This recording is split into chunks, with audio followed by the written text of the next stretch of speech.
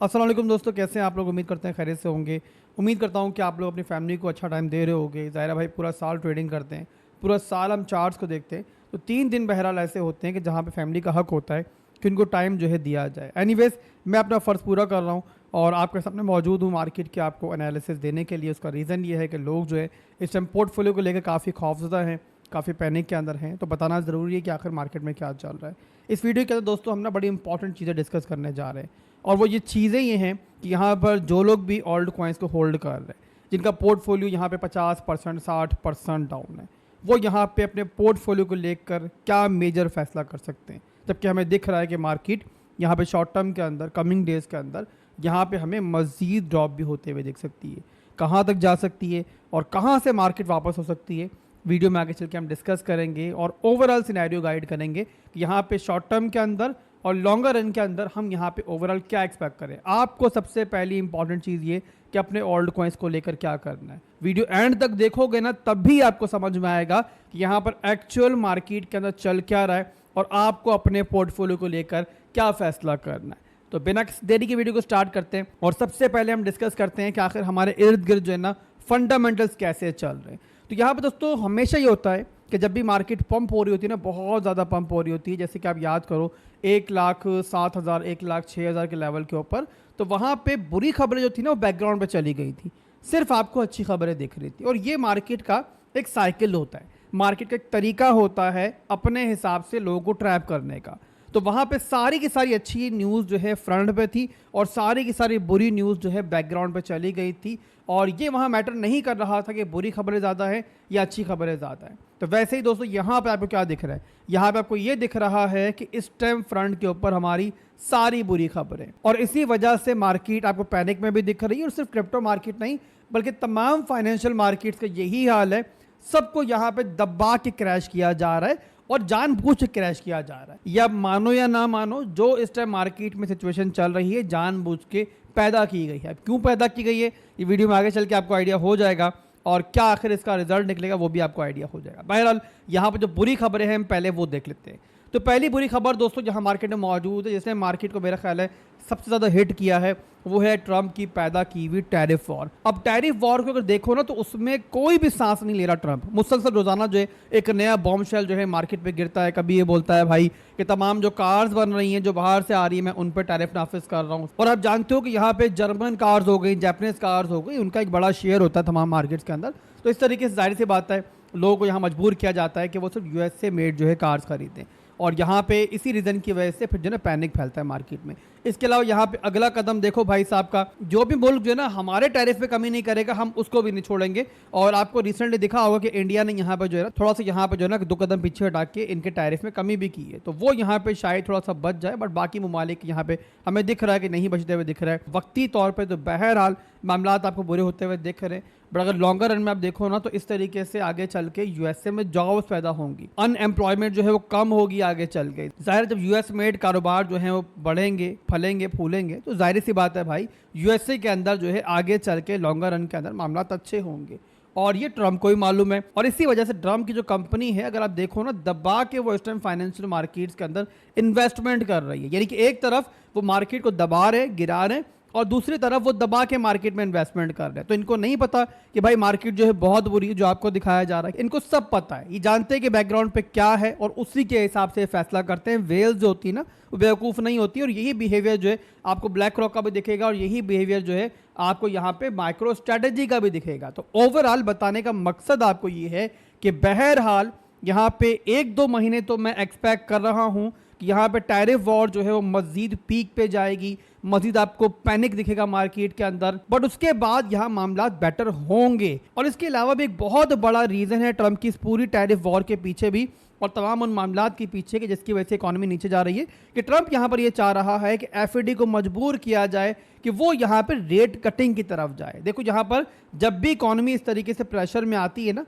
तो यहाँ पे जो एफईडी होती है उसे मजबूरन जो है रेट कटिंग करके इकोनॉमी को सहारा देना पड़ता है।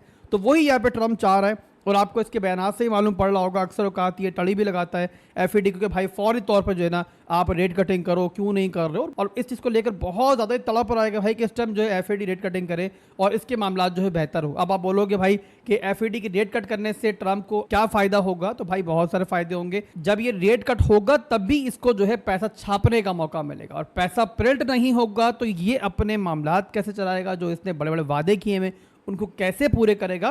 तो यूएसए के पास बहरहाल पैसे की कमी है और वो पैसा इन्हें कहीं ना कहीं से पैदा करना ही करना है। तो यहाँ पे सारी जो सिचुएशन चल रही है आपके इर्द गिर्द, ये सारी जो है उस तरफ जा रही है कि भाई कमिंग मंथ्स के अंदर जब एफईडी रेट कटिंग करना स्टार्ट करेगा तो आपको ट्रम्प भी बहुत सारे यूटर्न देता हुआ दिखेगा। तो मामला में देख रहा हूँ कमिंग मंथ्स करने के पहले पीक की तरफ जाएंगे, मजीद पैनिक फैलेगा और उसके बाद फिर एक डिक्लाइन भी आएगा ट्रम्प की, आपको ये हार्ड कोर पॉलिसीज के अंदर, और मामला जो है फंडामेंटली आपको अच्छे होते हुए दिखेंगे। अब ये तो हो गई वो चीज़ें जिनकी वजह से मार्केट इस टाइम पैनिक के अंदर, तमाम फाइनेंशियल मार्केट्स पैनिक के अंदर है, सिर्फ क्रिप्टो मार्केट पैनिक के अंदर नहीं है। अब आप लोग बताओ मुझे कि अच्छी खबरें क्या है मार्केट में। मैं जानता हूं कि आप नहीं बता पाओगे। आप चलो मुझे ये बताओ कि भाई चलो क्रिप्टो को लेकर कौन सी बुरी खबर, बड़ी बुरी खबर मार्केट में मौजूद है।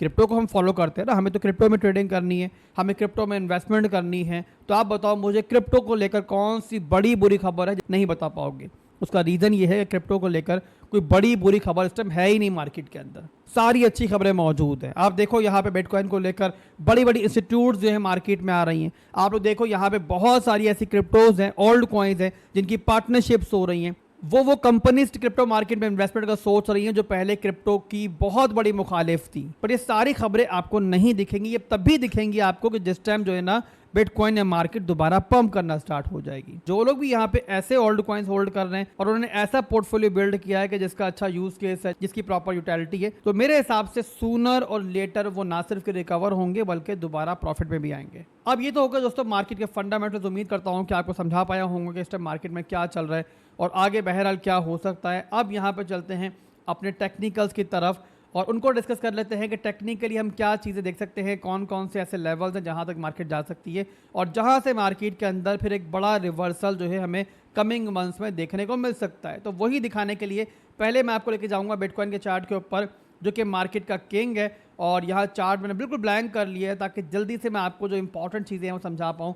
अब ये मंथली का चार्ट मैं पहले ओपन करूंगा। मंथली कैंडल क्लोजिंग जो हुई है और बड़ी इंपॉर्टेंट क्लोजिंग हुई है। अब मंथली टाइम फ्रेम के ऊपर बहरहाल जो है ना लास्ट हमारी 2 मंथली क्लोजिंग्स जो है वो अच्छी नहीं हुई थी और इसी रीज़न की वजह से बिटकॉइन हमें यहाँ दिख भी रहा है और इवन कमिंग डेज में थोड़ा मजीद भी नीचे दिखेगा। खास तौर पर जो हमारी फरवरी के महीने की क्लोजिंग थी वो अच्छी नहीं थी। उस वजह से क्या हुआ, उस वजह से ये हुआ कि जो हमारे इंटरनल चार्ट्स है ना वहाँ पे जो है हमारा स्ट्रक्चर जो है वो नीचे की तरफ ब्रेक डाउन हुआ। यहाँ पे देखो तो ये जो कैंडल थी ना इसकी वजह से हमारा ये स्ट्रक्चर जो है टूटा था और इसके बाद इंटरनली देखेंगे तो वहाँ पे दिखेगा हमें कि बिटकॉइन जो है लोअर लोस लोअर हाइज बना रहा है। बट बहरहाल मंथली के अंदर अगर हम देखते हैं तो स्टिल हमें दिखता है कि जो स्ट्रक्चर है वो अभी भी होल्ड है और ये तब तक होल्ड है जब तक बिटकॉइन जो है ना हमारा ये वाला लेवल जो है मंथली में नहीं तोड़ता है। इवन बिटकॉइन यहाँ भी हमें दिखता है ना तो मंथली के अंदर स्ट्रक्चर जो है वो स्टिल होल्ड रहेगा। तो इस लिहाज से जो लेवल है मैं मार्क करने जा रहा हूँ और ये लेवल जो है हमारा बड़ा इंपॉर्टेंट रहेगा कमिंग मंथ्स के अंदर। ये मैंने मार्क कर दिया यहाँ पे 70,000 से लेके लगभग यहाँ पे 52,000 का लेवल। ये आप लोगों ने जहन में रखना है कि हम लोग जो है ना ओवरऑल इसमें मंथली का लेवल मार्क कर रहे हैं। तो आप लोगों ने इसको देख के पैनिक नहीं होना, जस्ट यहाँ पे हमने लेवल एक मार्क किया है। तो यहाँ पे आगे बढ़ते हैं और वीकली में देखते हैं जहाँ पे जो है ना सबसे इंपॉर्टेंट हमारे एनालिसिस होंगे। तो वीकली चार्ट मैंने ओपन कर लिया है और यहाँ पे अब दिखाता हूँ मैं आपको वीकली के ऊपर क्या होगा। वीकली के ऊपर आप देखो तो यहाँ पे जो है ना बिटकॉइन ने अपना स्ट्रक्चर जो है वो ना सिर्फ के तोड़ा है बल्कि उसके बाद जो है अब यहाँ पे लोअर लोस लोअर हाई जो बन रहे हैं। ये देखो हाई बना, ये बना लो, ये एक नया हाई बना और ये यहाँ पे लो टूटा, इसके बाद एक रिटेस्ट हुआ और इसी के बाद जो है ना वो मेजर ड्रॉप आया जहाँ बिटकॉइन ने फिर लो लगाया हमारा यहाँ पे अभी तक के लिए 80,000 का। यानी से विक जो गई ना हम इसे फिलहाल कंसीडर नहीं कर रहे हैं और ये बॉडी क्लोजिंग है इसी को फिलहाल कंसीडर कर रहे हैं। अब इसके बाद 2 लेवल्स मैं मजीद यहाँ मार्क करूंगा और उसके बाद जो है मैं कंक्लूजन दूंगा आपको मिड टर्म के हमारे चार्ट्स का। तो यहाँ पर पहला तो हमारे पास है एक ट्रेंड लाइन की सपोर्ट, मैं यहाँ मार्क करता हूँ, ये मैंने मार्क कर दिया, ठीक है। और ये हमारी ट्रेंड लाइन की सपोर्ट हो गई। इसके अलावा यहाँ पर जो है ना हमारा वीकली का भी एक सपोर्ट जोन है वो भी यहाँ मार्क में कर दूँ और इस लेवल का जो मिड रेंज बनता है ना लगभग बनता है हमारा 68,000 का लेवल। तो यहाँ पे 68,000 से लेके 73,000 का जो है ना आप एक डिमांड जोन जो है कंसीडर कर सकते हो, जहाँ तक बहरहाल मैं एक्सपेक्ट कर रहा हूँ कि बिटकॉइन जो है हमें एक टैप दे सकता है रिवर्सल से पहले, मेजर रिवर्सल से पहले। तो इसके लिए आप लोगों ने माइंडली जो है तैयार रहना है और ये बात जहन में रखनी है कि ये कोई हम यहाँ पे 2 दिनों की बात नहीं कर रहे, यहाँ पे 1 हफ्ते की बात नहीं कर रहे। जाहिर सी बात है मैं मैक्रो लेवल के चार्ट डिस्कस कर रहा हूँ। इससे पहले बिटकॉइन थोड़ा रिकवर भी होता है, इवन यहाँ पे 88,000 90,000 तक भी जाता, तब भी जो है ना यहाँ पे ये लेवल जो है बहरहाल मैं एक्सपेक्ट करूंगा और तब तक एक्सपेक्ट करूंगा जब तक जो है ना बिटकॉइन 93,000 का एरिया जो है दोबारा रिक्लेम ना कर ले। जब तक 93,000 का एरिया नहीं टूटता है, ये लेवल जो है हम एक्सपेक्ट कर रहे हैं कि रिवर्सल से पहले जो है ना बिटकॉइन यहाँ पे इस तरीके से हिट कर सकता है और इसके बाद फिर यहाँ पे जो है ना मैं एक्सपेक्ट करूंगा कि मार्केट जो है थोड़ा सा कंसोलिडेशन दिखाए, थोड़ा सा यहाँ पे जो है बेस बनाए इस तरीके से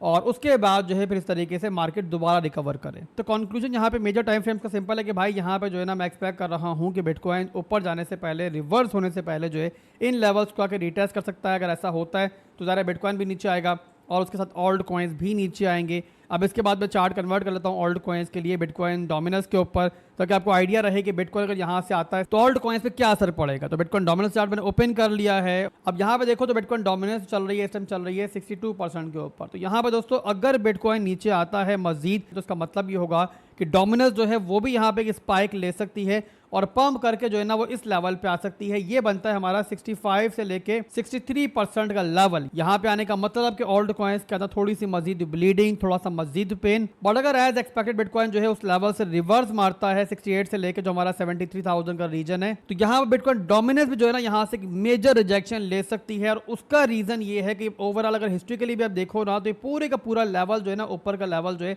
ये हमारा जो एक रिजेक्शन लेवल है। तो ओवरऑल मैं यही एक्सपेक्ट कर रहा हूँ कि बिटकॉइन इस बार जब नीचे जाएगा अपने नीचे के लेवल्स को रिटेस्ट करने, तो ऑल्ट कॉइन्स के अंदर लोगों को मजीद पैनिक किया जाएगा, लोग यहाँ पे मजीद जो है वहाँ पे कैपिचुलेट होंगे और उसके बाद जो रैली आएगी उसको वही लोग एंजॉय करेंगे जिन्होंने यहाँ पे पैनिक नहीं किया होगा। अब यहाँ पे आपका सवाल ये होगा कि आसिफ भाई अगर डंप आने के चांस है तो क्या अपने पोर्टफोलियो को यहाँ पे हम सेल कर दें और नीचे से दोबारा खरीद दें? तो देखो यहाँ पे अगर तो आपका पोर्टफोलियो अच्छे खासे ड्रॉडाउन के अंदर है, आप यहाँ 50% 70% तक के ड्रॉडाउन के अंदर हो, तो यहाँ बेचना, नीचे से दोबारा खरीदने की ट्राई करना मेरे हिसाब से अकलमंदी नहीं होगी। और इस तरीके से जाहिर है वही करोगे जो मार्केट मेकर्स करवाना चाह रहे हो, तो मेरे हिसाब से अकलमंदी नहीं होगी। ऐसे फाइनेंशियल मार्केट्स काम नहीं करती हैं। मार्केट जब रिवर्स होगी तो ऐलान करके नहीं होगी, आपको बता के नहीं होगी। बहुत बार क्या होता है कि जो डिमांड जोन हमने मार्क किया होता है बिटकॉइन जो है वहां तक आता जरूर है बट उसे थोड़ा से पहले जो है रिवर्स कर जाता है। इस तरीके से अगर आप एग्जैक्टली उसी पॉइंट के चक्कर में बैठे हुए हो, उसके ख्याल में बैठे हुए हो, तो ज़रा बाइंग नहीं कर पाओगे। इसके अलावा कई बार ऐसा भी होता है कि जो डिमांड हमने मार्क किया होता है मार्केट उसके भी नीचे आती है, उसके नीचे की लिक्विडिटी आती है और उसके बाद मार्केट रिवर्स करती है। तो इस तरीके से जाहिर सी बात है एग्जैक्टली बॉटम पकड़ना जो है आप लोगों के लिए बहुत मुश्किल हो जाएगा। तो इसीलिए आप जो भी पोर्टफोलियो सिस्टम बना के बैठे हुए हो, अगर तो आपके पोर्टफोलियो के अंदर अच्छे ओल्ड कॉइन है, टॉप के ओल्ड कॉइन है जिनका प्रॉपर यूज केस है, शिट कॉइन नहीं है, ऐसे ओल्ड कॉइन है जिनको कोई जानता ही नहीं है, ज़रा अगर ऐसे कॉइन है तो उनका कुछ नहीं कहा जा सकता कि वो दोबारा अपना हाई बनाएंगे या नहीं बनाएंगे। बट जो अच्छे ओल्ड कॉइन है उनको मेरे हिसाब से आपको सिंपली जो है होल्ड करना चाहिए अगर आप बहुत बड़े लॉस के अंदर हो। और अगर आप कर सको तो नीचे के लेवल पे सिंपली डीसी कर लेना, इस तरीके से आपकी एवरेज जो है मजीद बेटर हो जाएगी। बट अगर यहाँ पे डीसी करने के लिए भी अमाउंट नहीं है तो मेरे हिसाब से सिंपली जो है ना आपको पोर्टफोलियो को होल्ड ही करना चाहिए। इसके अलावा आपके पास फिलहाल कोई और ऑप्शन नहीं है। बाकी जाहिर सी बात है कोई फाइनेंशियल एडवाइस नहीं है, आपका पैसा है तो प्रॉफिट भी आपका, लॉस भी आपका है, फैसला भी जाहिर आपका ही होगा।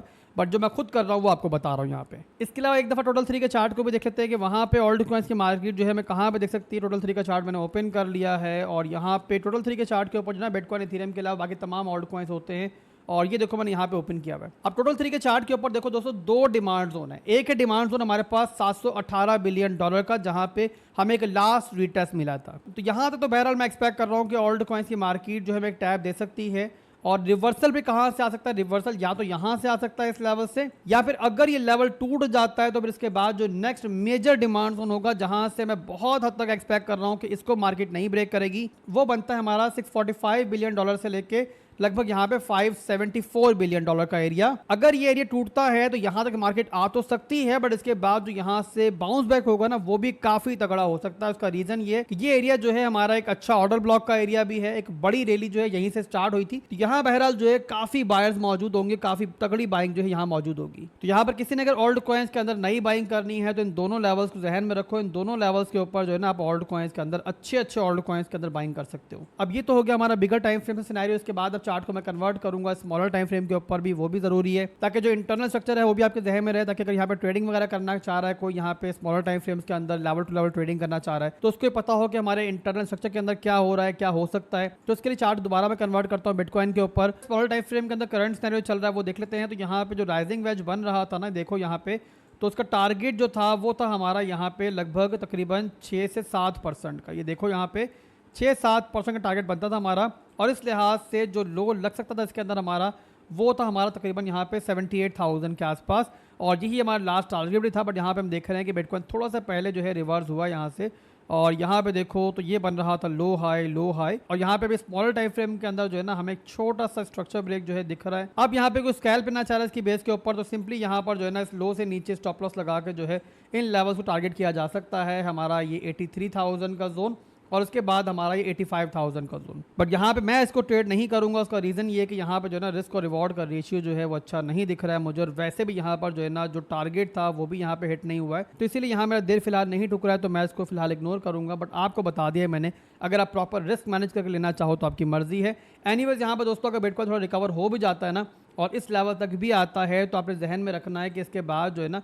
हम यही एक्सपेक्ट कर रहे हैं कि बिटकॉइन अगर इस लेवल तक आया भी, तो इसके बाद चांसेस ज़्यादा यही है कि बिटकॉइन जो है दोबारा यहाँ से रिजेक्शन लेगा और इस तरीके से दोबारा नीचे आएगा। और ओवरऑल ये दोनों लेवल्स जो है ना, हमारा ये लेवल भी और जो ऊपर हमारा 88,000 90,000 का लेवल है, ये भी जो है हमारा रिजेक्शन का लेवल ही है। तो आप लोग मुझे फॉलो करते रहो, टेंशन मत लो। मार्केट दोबारा अगर यहाँ पे आई और मुझे दोबारा कोई शॉर्ट का चांस दिखा तो मैं आपको जरूर बताऊंगा। आप देख रहे हो रोजाना वीडियोस बनाता हूँ मैं, सिवाय जो हमारा भी ईद का पहला दिन था, इसके अलावा हर दिन आपको वीडियो मिली है और इंशाल्लाह आगे ही मिलेगी। तो अभी के लिए दोस्तों बस इतना ही था, मिलते हैं इंशाल्लाह बहुत जल्द। दुआ में याद रखिएगा। अल्लाह हाफिज़।